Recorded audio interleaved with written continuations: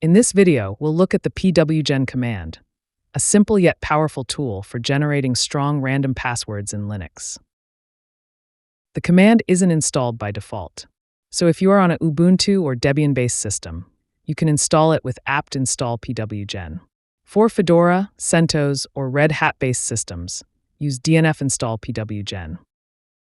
After installing Pwgen, you can start generating passwords right away. Just type Pwgen. This generates a list of secure, easy-to-remember 8-character passwords. If you need longer passwords, just specify the length as an argument. To limit the number of passwords generated, add the desired number as the second argument. For example, 16 and 1 will generate one 16-character password. There are also command options to make passwords more secure.